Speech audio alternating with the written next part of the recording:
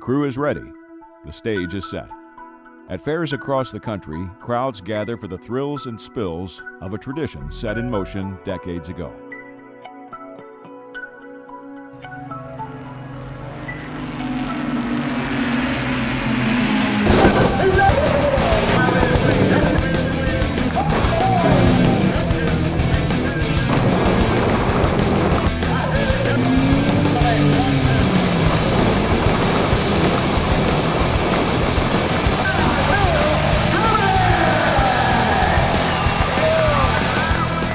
This is today's Auto Thrill Show, a tradition carried on by Toni Peterson's thrill show drivers, whose roots extend all the way back to the pioneer of this sport, Indiana native, Lucky Teter.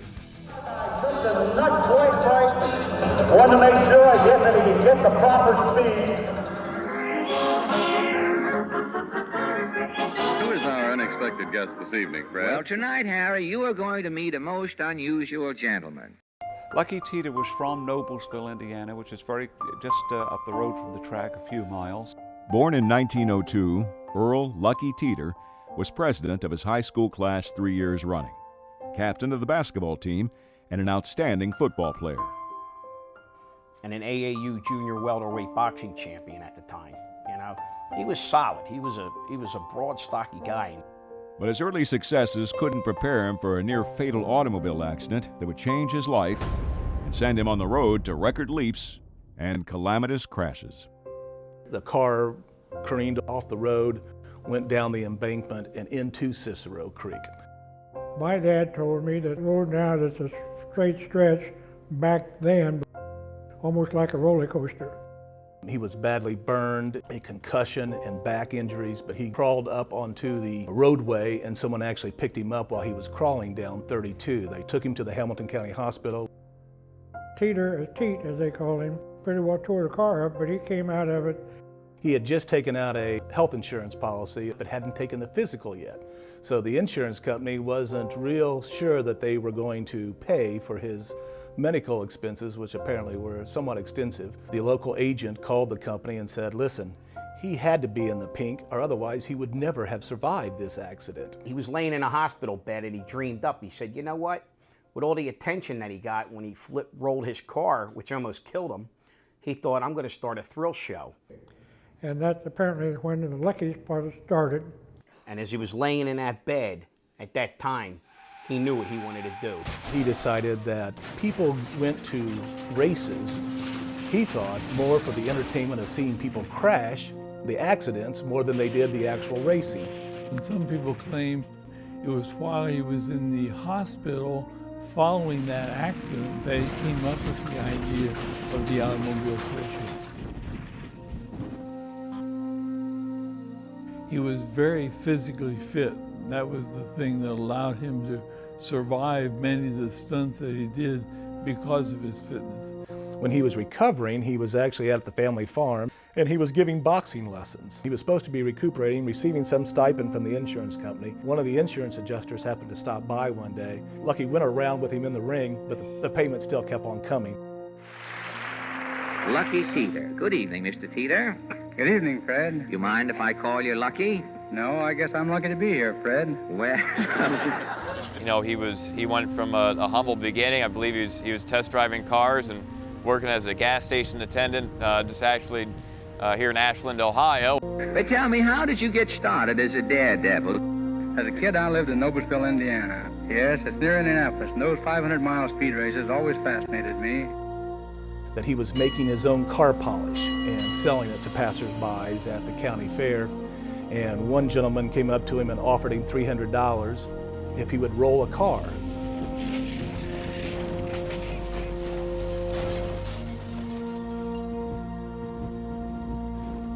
And from that, the life of a hell driver was born. On the sidelines to witness that first stunt were two motorcycle racers, A.B. Daniels and Spoolie Hutchison. That first crash, my dad and A.B. went there to check it out, and that's where they met. Enticed by the excitement of Teter's dream, they would be an integral part of what would become the greatest thrill show of the era. Spoolie was my father, and growing up, As a young man, that's all we talked about was Lucky Teter and Spoolie and the old stunt shows and how they performed all the stunts. Lucky Teter's first performance was in Wooster, Ohio, at the Wayne County Fair in 1932. And in 1933, I took up stunt driving as a business. Why in 1933? Well, that year the companies came out, the all steel-bodied cars, and I went to the company and offered to roll over downhill in a closed car for publicity purposes. They refused me a car, so I bought one of my own. Barney Oldfield was supposed to go out with the show, and I think there was some management there that didn't come into play. George Hammond, a big producer of entertainment back in the day on fairs, got Lucky Teter instead and filled the dates with Lucky Teter, and from then on it just snowballed. Because he was the one that started the very first automobile rollover, did it first at a fairground and just did not use a ramp, just drove the car forward and then very quickly turned the wheel to cause the car to roll over on its side, eventually top, and the goal was to get it back onto all four wheels. Now, where did you go to try this stunt? Oh, to a state fair, and I wanted to be the first one in the world to roll a car over. Well, if up to that time rolling over in a car meant a fatal accident, weren't you concerned about the danger involved? Oh, it wasn't the danger that worried me, Fred. No, what then? I was afraid that when I came tearing down the track and the time came, I wouldn't have nerve enough to twist the wheel and make the car turn over. Well, the second time around the track, I was hitting 60. I twisted the wheel almost without thinking. The car started to do things, and there was a lot of grinding and crashing. Finally, the car stopped right side up. Everything was quiet. I didn't know whether I'd been rolling over or just getting around. Lucky Teter stepped onto the national stage in 1933 at the Chicago World's Fair as he performed for the crowds at the Plymouth exhibit, running the stock cars through their paces. Oh, he's over. Hope nothing's happened. No, here's the driver, safe and sound. Not only safe, but enjoying himself. But he was declared the world's best stunt driver at that, and that's what really established his reputation nationally. By 34, he had a troupe that he had gathered and started to hit the state fair and county fair circuit. He always drove those yellow cars. I don't know what the connection was, but it was always that way, and he wasn't afraid to tear them up. As a stuntman, Lucky Teter was one of the greatest, doing with an automobile what no one had done before. He was an innovator, a daredevil who would dream up his own stunts, personally try them out, making adjustments sometimes after near tragedy. As a showman, he was in a class by himself. You know, Teter just came along at the right time, at the right place. Fairs could make, you know, a bundle of cash in a night with him appearing, and it wasn't that big of an investment for them to bring a show out like that. I started out, he was originally the only showman. He had support staff, a lot of gentlemen that rode motorcycles and did stunts, but Teter originally did all of the new car automobile work himself. And then when they got into doing head-on collisions, he of course had to involve another stuntman for a two-car crash head-on. But for the most part, he was the star of the show. Teter was the first to coin the phrase hell drivers, incorporating precision driving techniques and death-defying crashes. His early shows consisted of automobile rollovers. But he continuously pushed himself and his crew to create even more spectacular stunts, which included the Flaming Barrier, or Wall of Death, and by the late 1930s, his signature event, the Rocket Car Leap. Teter would take his 18-foot-long steel chassis, weighing more than 2,800 pounds, and launch it through the air over automobiles, trucks, and buses, landing precariously, some 130-plus feet later on the receiving ramp. How does it feel going around inviting the Grim Reaper to mow you down? I never think of my work as facing death, Fred. To me, it's just a lot of fun. Just a lot of fun, huh? Have you been having any fun lately? Oh, yes. Only last week I gave a show down in Memphis. Well, what were some of the hilarious antics you indulged in Memphis? Well, I crashed a car through a flaming wooden barrier going 60 miles an hour, and then I rolled over in a car several times. But he did tell my father that he could steer a car in midair. He kept his elbow outside the door for balance, But he talked about one time when he was mid-air and didn't think he was going to make this rocket car leap, that he shifted his whole body weight inside the car just to compensate it enough. It was really a matter of inches. He said you can move your body sideways, or you can use the accelerator and your brake to get the tip of the car. He had a battle with gravity and physics, and he had to figure out how to make it work, and it was just that shift of weight.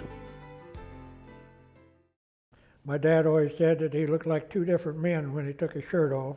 His left arm was just like a normal person, but his right arm was very, very straight.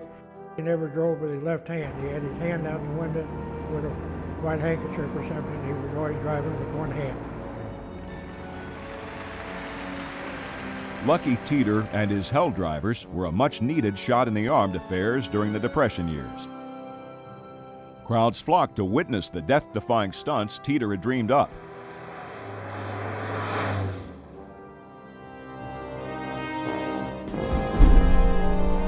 Many fairs in the eastern and southern United States were barely getting by. But when Teter and the Hell drivers came to town, they drew enormous crowds that bolstered the struggling fairs' bottom lines. And of course the fairs were big time back then. You didn't have trade shows and the internet, so you wanted to see the latest and greatest. You went to the county fair, the state fair. Lucky Teter married Edna Young, a native of Barnesville, Georgia, in 1935. She was a nervous spectator to her husband's daredevil ways. As his popularity grew, so did the need for additional crew and stuntmen. Teter used stock Plymouth automobiles for the majority of his act, but a large part of his performance dealt with motorcycles and multi-car precision driving. The young men that joined Teter came from all walks of life, looking for the excitement that only the thrill show could provide.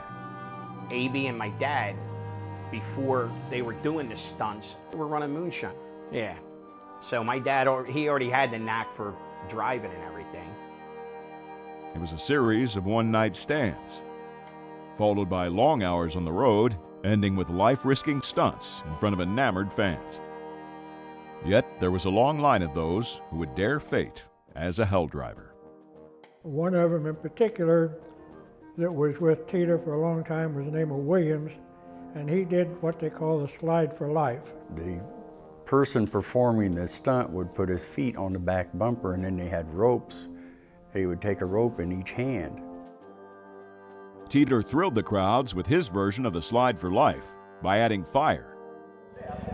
And the whole stretch are going to go up the track. He's going to come down the track at a high rate of speed. He's going to drop down over the track and slide down the track on his rear end. The only thing between him and his last lady.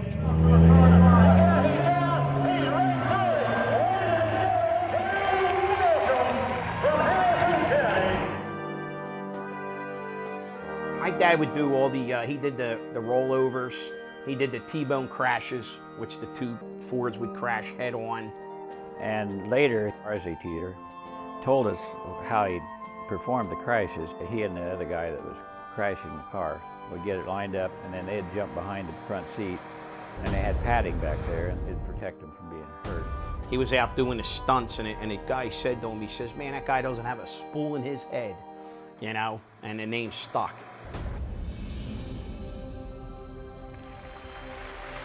Most of the cycle stunts my dad did, it was called the Wall of Death.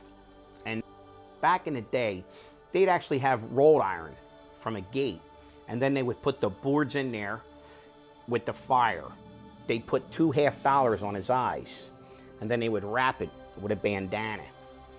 And he would just get going and crash through the wall.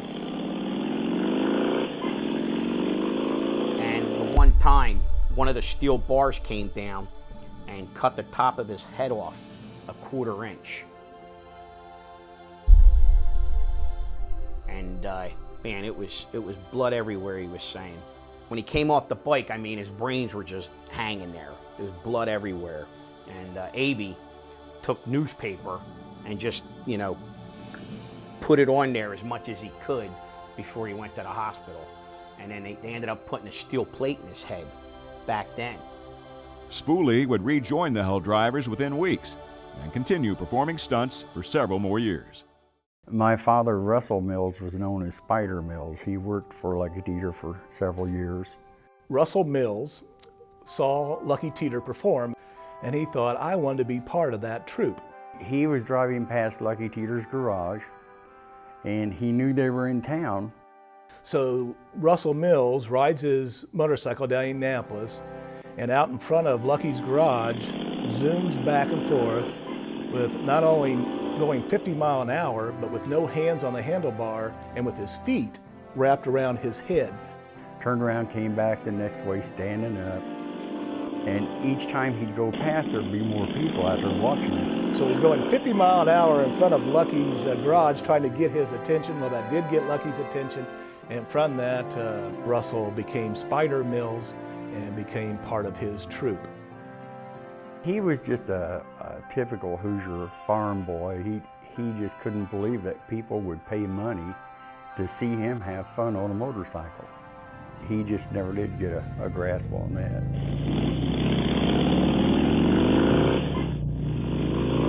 I rode a motorcycle, and he found out that I could ride good. So he asked me if I would ride through a board of fire. I said, what do you mean, a board of fire? He says, we'll put a thing up and light it a fire, you up your head, and you drive through it.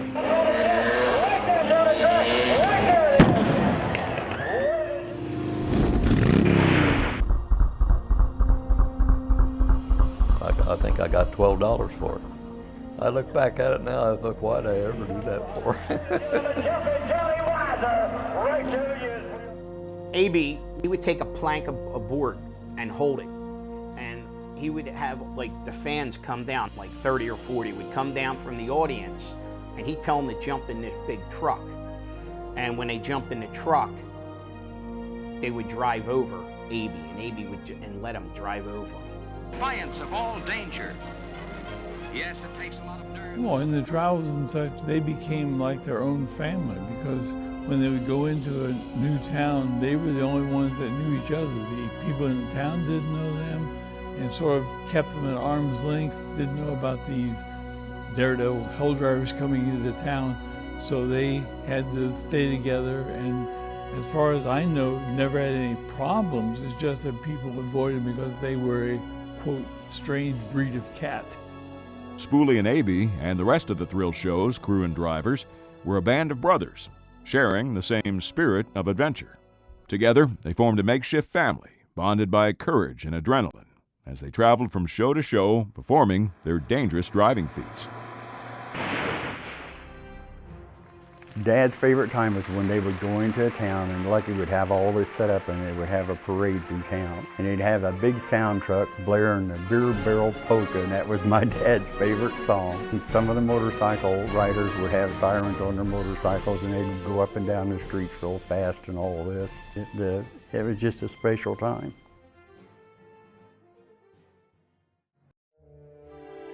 As with any close-knit family, there was time for mischief. They had a unique relationship. They liked to play jokes on each other. Lucky, I don't know how this came about, but somehow he ended up with 2 bear cubs. And one was very friendly and you could play with it. The other was very aggressive and mean. So he had the guys put a certain color collar on the bear so he could tell them apart. And my father would switch the collars. So Lucky would come in to play with the bear and find out it was the wrong one, and then he'd come looking for Spider.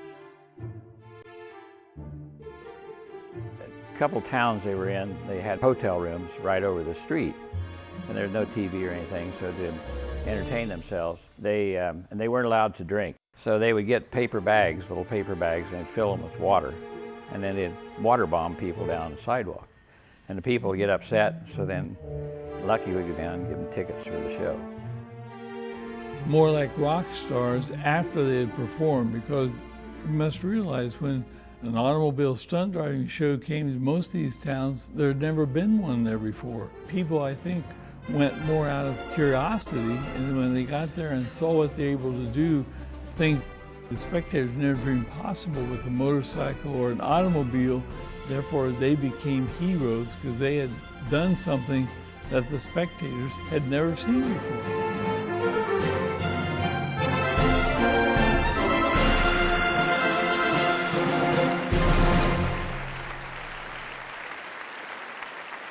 I was really intrigued by Teter and just learning how, back in the 30s he started and pioneered this business that I love so much. When people ask about the show, basically we can date it all the way back to, Wooster, Ohio, that summer of 1933 when Teter first did it. And we're proud of that. As the touring progressed, the audiences grew. Some as large as 150,000 fans packed the stands to witness these death-defying stuntmen in their gasoline chariots. Lucky Teter shared the billboard with the era's greatest. Included in the roster of big-time attractions were such names as Guy Lombardo, Paul Whiteman, Tommy Dorsey, the WLS Barn Dance, and even Ted Healy's Three Stooges. Teter was the consummate showman. And then after the show, he'd come up and talk to my dad. And we were, as kids, sitting there. And this one time he came up and he had a handkerchief held up to his head, had it up here on his forehead. And Dad said, "What happened, Lucky?" And he said, "Oh," he said, "I got cut in the crash." He took the handkerchief off and blood started running down his face. As a kid, I thought that was really something. To many, Lucky Teter represented a true hero, fearless and strong in the face of sure danger. His life seemingly held in the balance on every jump. He captured the hearts and imagination of those who sat in the stands, mostly holding their breath until he was safe back on the ground. A real showman, a real friend. Certainly some portrayed him as a taskmaster.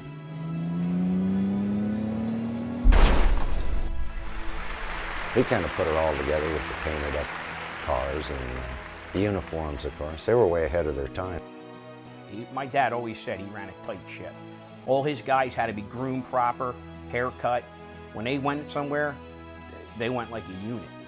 Because he wanted the show to go as smoothly as possible and provide the audience with entertainment that they would never forget. But tell me, how many times have you rolled over in cars since 1933? Well, I've turned over 536 automobiles. I roll over 2 or 3 times. That would make over 1,000 revolutions. 1,000 revolutions? Say, that's just a day's work to the president of a South American republic. It's really amazing that you're still alive, though, isn't it? Well, they call me Lucky, Fred. Well, can't be all luck. You've worked out your stunts scientifically to eliminate the danger as far as possible. Yes, Fred. But still, they've carried me to the hospital 23 times. Have you kept a diary listing your injuries? Oh, yes. I've had 12 ribs broken and 2 collarbone fractures. I've had 176 stitches taken in various parts of my body. Well, haven't you ever thought of quitting? Many times, Fred. But here I am, still crashing automobiles. There's something fascinating about it. But tell me, how do you protect yourself doing those stunts? I imagine you are well padded all over. No, I just wear goggles and a crash helmet. Just a standard football helmet, that was it. He had a superstition. When he was hurt in that accident on State Road 32 and fell into Cicero Creek, he had a pair of black boots on. He wore those black boots at every performance. That was his lucky superstition. They did all sorts of things. They crashed cars into each other, drove them through flaming walls and so forth. Real scary as far as I was concerned. I was always petrified when I'd see my father do his stunts on the motorcycle because I was a little kid and it just scared me to death. Most of them were motorcycle people, and so they did motorcycle stunts, and then some of them went on to become the show clown, those kind of things. The show clown was another Teter innovation. As the crew changed out the ramps and equipment, the clowns would steal the show with antics and stunts of their own. Harry Woolman, better known as Dizzy Woolman, was Teter's show clown. Not without skill and daring, Woolman was a Hollywood stuntman and special effects innovator, doubling for such notables as Clark Gable and Charles Lawton.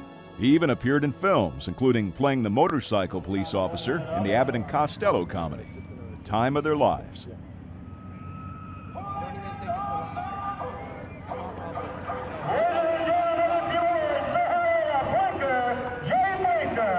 They're coming down the track, man. They're right there in front of you. Yeah, look out, Blinker.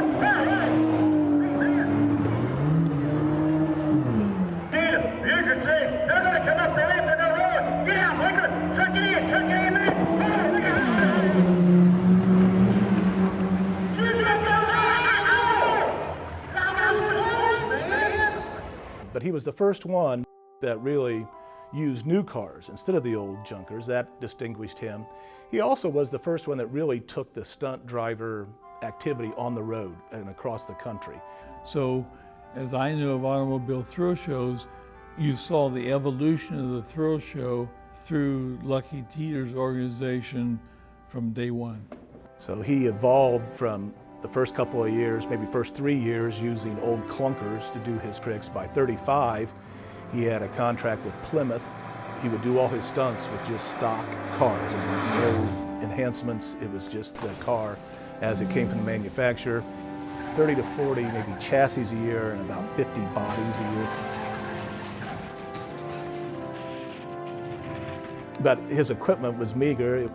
I don't even know if they had seat belts. I mean, they were nothing, no roll bars, like I say, but just stock cars that came off the assembly line.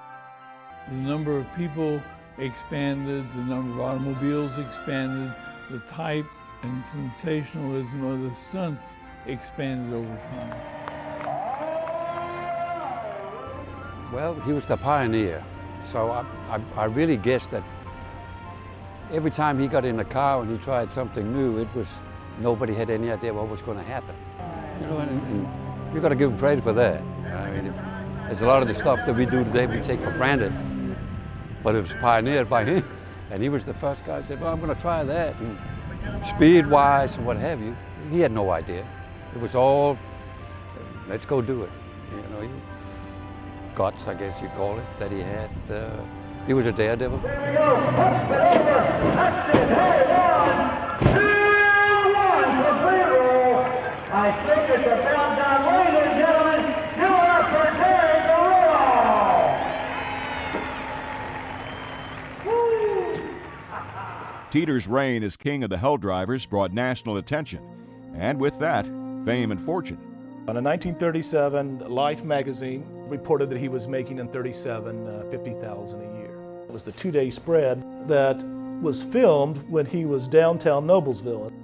He was the focus of several short films, one which was shot in the streets of downtown Noblesville, Indiana, with the spectators just feet away from his speeding car. When he was downtown Noblesville, they closed up shop for 2 days. Everybody showed up. It was the first time they had performed on bricks, and actually wet bricks to boot. It was a misty, overcast day, a rainy day a little bit. And so the Hell Drivers were concerned about performing on the bricks in downtown Noblesville. And you think back on it now, and if that car got out of control, he'd have wiped out an awful lot of people. But then he knew what he was doing, and he was good at it. Not content to rest on his laurels, Teter was constantly adding new stunts that were sure to thrill the 1930s crowds. My dad said they were in Canada, and it was raining like you wouldn't believe. And most of the tracks back then were dirt, mud, and there was only like 10 people in the whole stands. And Lucky Teter told all the guys, we're going to put this show on. And they said, well, why don't you just give a rain check? And he said, no, they showed up, they wanted to see a show, and we're going to give them the money's worth. So they did, and you know, everybody was a little upset. But the next time they went back to that same stadium, it was just loaded because, you know, everybody told everybody that he kept his word and all this. The precision driving maneuvers that Toni and Johnny do, bumper to bumper or side by side, the crisscrosses are identical today as Teter performed it back in the 30s. And we trace the show back to it. Teter created elements in the thrill show that if you take those elements out ever, you don't have a thrill show. The hell driving that he invented was the cornerstone, the ground stone of, 75 thrill shows to follow.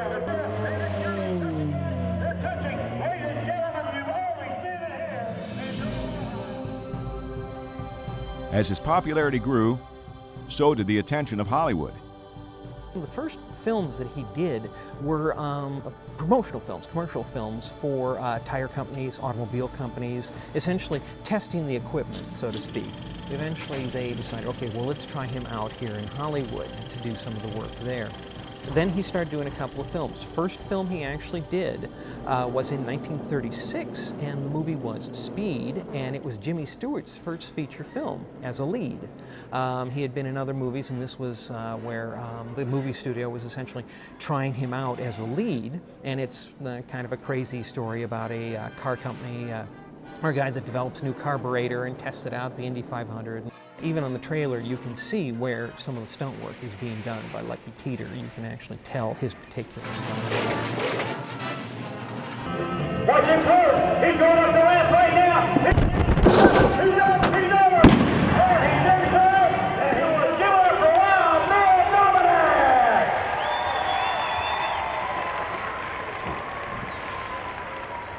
As his success grew, Teter was encouraged to franchise his act, but he refused.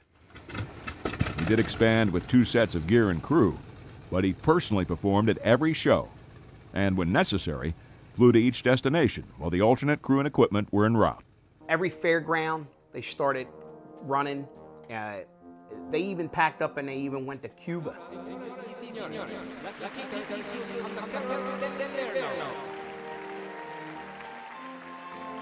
As the years passed, Teter diversified his interest with the purchase of racehorses and ventured into IndyCar ownership.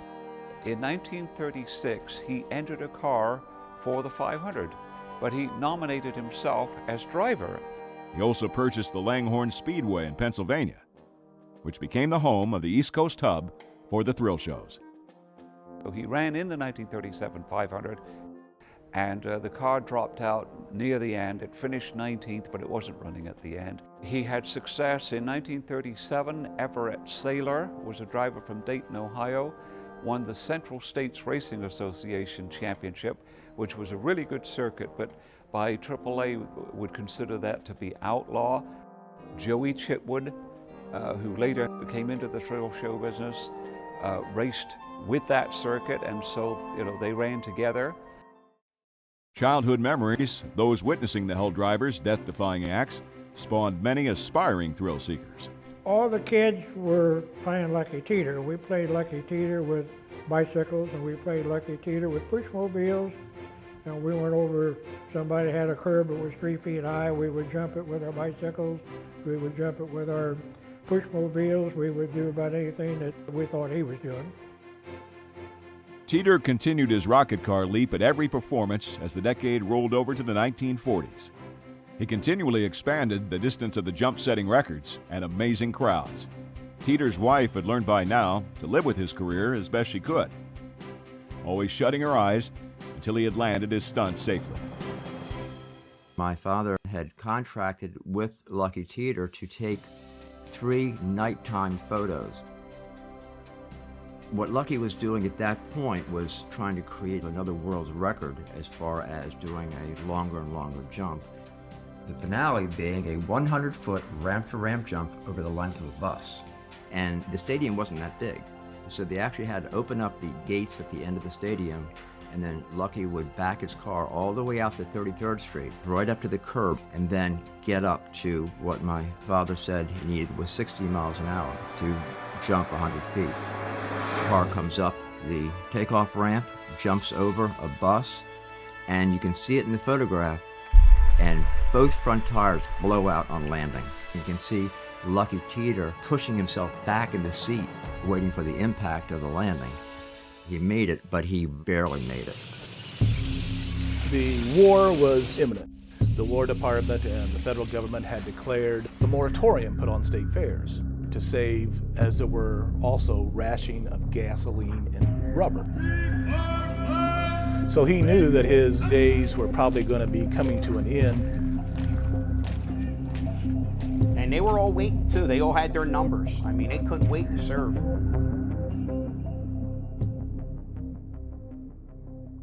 It was a series of 4 shows they were putting on at the Indiana State Fairgrounds for the Army Emergency Relief Fund. World War II, at least U.S. involvement in World War II was just coming on. Teter is claimed to have enlisted in the Army, so he was going to go off to serve the country, and they were going to shut down the show after those July 4th weekend performances until the war was over. The Indiana State Fair was his favorite venue. 41, he was there and entertained over 80,000 people. This was over the July 4th weekend. He performed 2 events on a Saturday and 2 on a Sunday. All the proceeds were to go to the Army Relief Fund. He himself and all his drivers donated their services. The mood of the crowd was pensive as they waited for the last record-breaking stunt.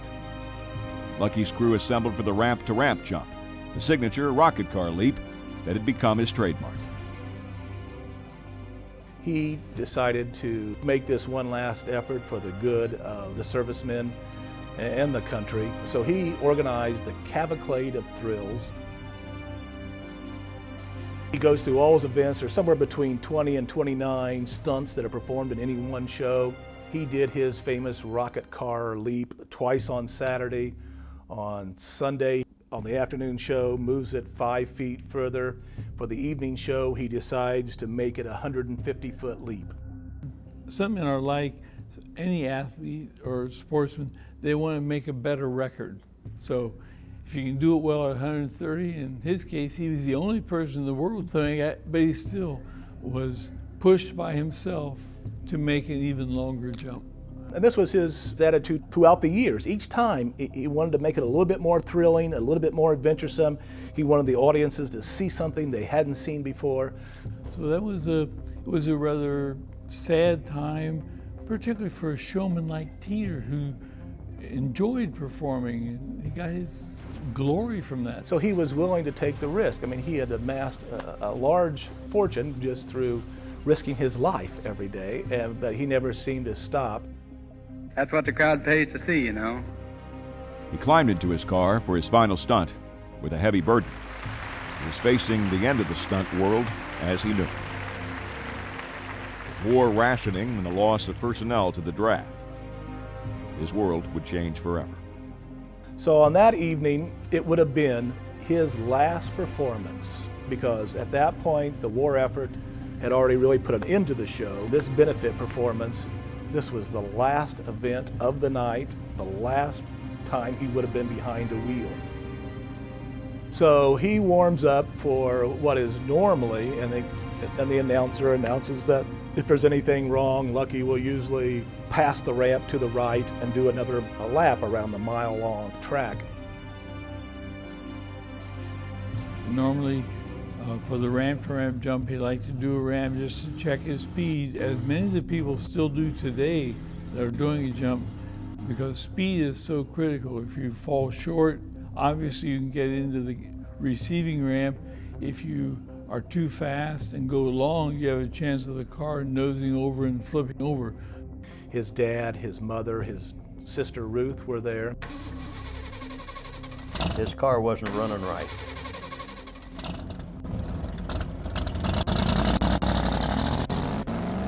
He gets out for his first warm-up lap. Well, that ends up being his lap.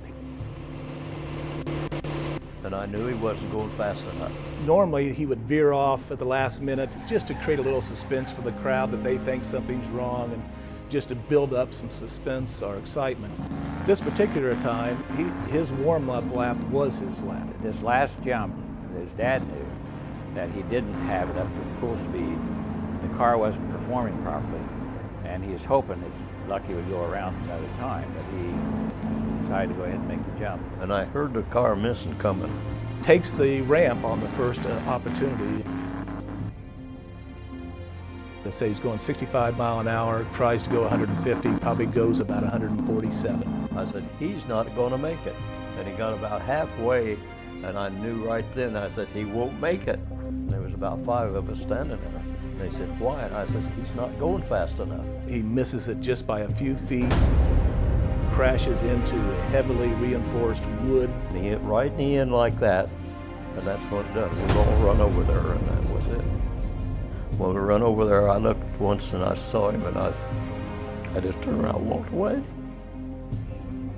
Personnel with the show knew right away it was a very tragic accident just by seeing it happen.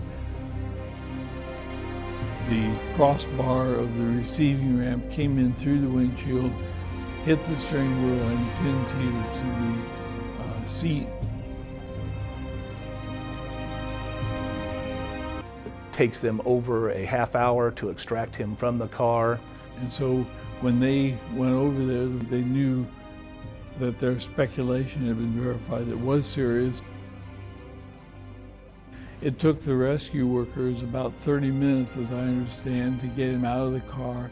They had to use acetylene torches to cut things away so they could get to him and remove him from the car. He was unconscious. They knew he was in very serious condition. They rushed him to the local hospital where he was pronounced dead on arrival. The night that he got killed, he actually took one of the black boots off and put a brown boot on. And he had a brown boot on his left foot and a black one on his right foot. And so some people even think it was breaking that superstition that led to his demise. The car that he died in got parked in a family farm. Well, I heard different stories. I heard that it was a suicide. I heard because they shut it down for the war years. They couldn't run it anymore. I remember from Lucky Teter too is how they changed the configurations of how they built the ramps after that. And then it was just an accident, you know. Some people do say it's a suicide. However, when I talked to my father, no way. He wouldn't have done that. You know, it was just a malfunction in the carburetors, what I believe. And I talked to my father about that, and in my heart and in his heart, it happens. The car was not performing, and he didn't want to pull off, or you know, he wanted to take the jump, and I believe that's what happened. It was a malfunction in the car. Services were held the following Tuesday. Members of the Hell Drivers were pallbearers. They were like brothers, you know, and I'll tell you, that killed my dad too when he died, because everything then just dismantled. After that night, we're planning to end the show anyhow for the war, and so a lot of the equipment was taken to the Langhorne Speedway in Pennsylvania, where it was stored for a while.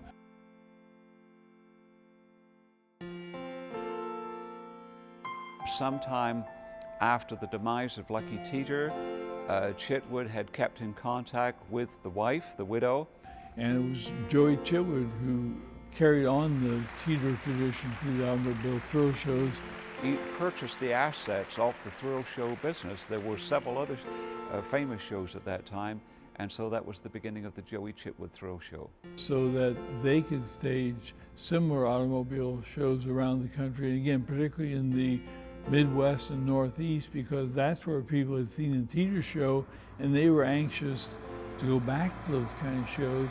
The county fairs and state fairs realized that, so they were wanting somebody to come in and take over where the Teter show had left off. He was the man. I mean, everybody had to follow him, you know. It was unbelievable, you know, what these guys did back in the day with what they had. After his fatal crash, my father went to work for Joey Chitwood and the Hollywood Aces and several other groups, but none of them lived up to Lucky Teter. He just thought the world and all of Lucky Teter. Thought he was a very personal, very kind, very considerate man. He was very highly respected, very thorough. He knew what he was doing. The people that worked for him worshiped him. I liked him very well. He was a good friend. But before you drop off, Lucky, I want to thank you a lot for this little visit tonight. It's been a pleasure, Fred, to drop in. I guess I'll run over to the hotel now and take a quick nap. Are you going to walk over? No, I always take a cab, Fred. Well, it's only 2 blocks. Why don't you walk it? Not me. I'm not risking my life crossing these New York streets in traffic. Well, happy cabbing, and thanks a lot, Lucky. Good night, Fearless Fred. Fearless Fred, eh? And good night to you, Lucky Teter. And thanks. Right now, man or woman, if you're a veteran, please stand up so we can say thank you for giving us the greatest country in the world. We see kids' faces out here for the first time. They think this is a brand new ordeal, and even people in their 20s and 30s never heard an auto thrill show before.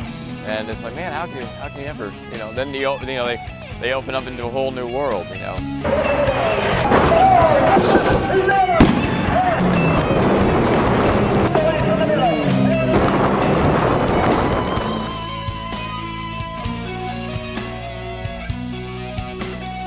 Hell.